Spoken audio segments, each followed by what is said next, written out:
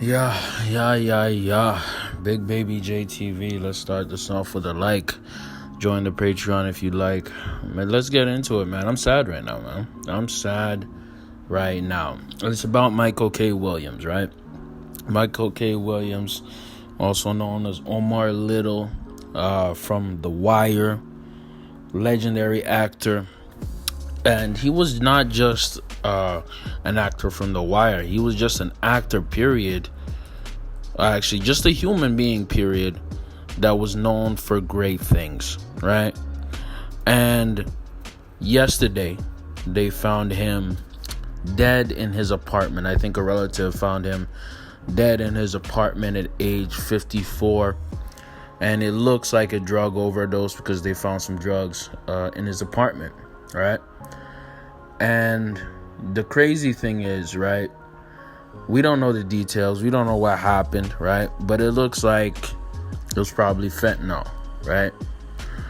And the most insane part about this is that this past weekend, Labor Day weekend, Fuqua Johnson, I believe, and 3 others died in LA from fentanyl laced cocaine, right? And, you know, one is hospitalized in critical condition because of it, right? And it's just so sad to see another black man dying at the hands of drugs, right? And we don't really know the details as well when it comes to DMX's death, but apparently drugs were involved in that as well, right? Michael K. Williams, I loved his portrayal of Omar on The Wire. I loved it. This man literally made the show, okay? And on top of that, he had other performances, Boardwalk Empire, you know what I'm saying? And he was always there to show a grittiness, a character. He was really a great television actor, a great actor, period. But to see our legends and our icons and people that we appreciate in the black community, in our culture, drop like flies. I'm talking DMX, okay? I'm talking Michael K. Williams was actually slated to possibly play DMX in a future project, right? And it's just so sad to see this happen. This reminds me about a year ago when we lost Chadwick Boseman, right? Almost a year ago to the day. He passed August 26th, 2020, right? And Michael K., right? He just passed yesterday, right? And I'm not gonna try to be some kind of conspiracy theorist. I'm not gonna try to come up with all kinds of hyperboles or all kinds of sayings, but I'm just gonna say this, right? This pandemic, right, has caused a lot of depression, has caused a lot of mental health challenges, a lot of fatigue, a lot of pain, okay? And I'm telling you right now, when you are so used to coping with pain with drugs, right, you most likely resort to that first before you go see a therapist, before you go talk to your boys, before you go plead out to God, go to church. You will go to something that's always giving you comfort, and that's usually drugs. For some people. I saw an interview where Michael K. Williams talked about that during the 3rd season of The Wire, he was going through some drug issues, and he was going through a really rough patch in his life.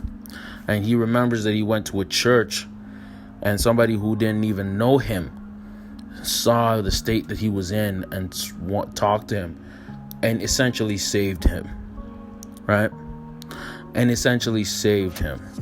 Right?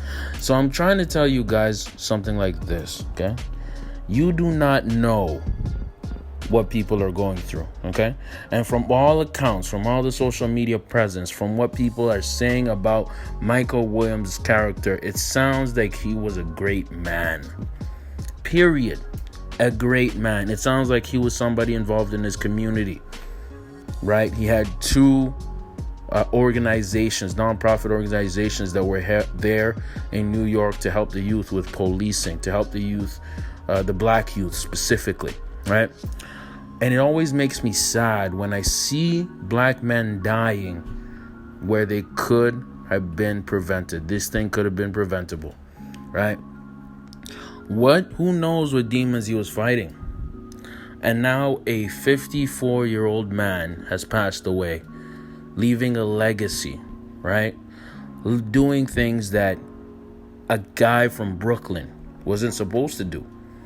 You know what I'm saying? A guy like Michael K. Williams, born in Brooklyn, seeing all the craziness that happened back there, back in the 80s and 90s, he should have been selling crack. He could have been shot or in prison, but he chose to be a thespian. He chose to be an actor. And not only was he an actor, he was a great actor. And that's something that we should applaud. And that's something that we should salute, that he chose a path that a lot of black men usually don't choose. And he's excelled at it. And he set up his family. He set up his future, his child, Elijah Williams. That's another black boy who's growing up without his father. Right? On something that's easily preventable. Let us raise Michael K., man. Let us raise his honor. Let us show him some respect. And I don't know about y'all, but I'm going to donate to his organization. Okay? I'm going to show some appreciation for the man that he was, and I want y'all to do the same. I'll put the link in the bio to donate to his organization, and let's honor this man. Let's honor this man, okay? Let's not let this go to waste. And to you punk-ass drug dealers out there in the streets, start testing your shit, man. Start testing your shit, because these crazy fools are stepping on all kind of drugs, and they're not testing it, and they're literally committing murder in the streets. Point blank, period. But we're gonna lift up Michael K., right? And we're gonna build up his legacy of his nonprofit, We Build the Block. And we're gonna honor this man. Rest in peace, Michael K. Williams. Doses.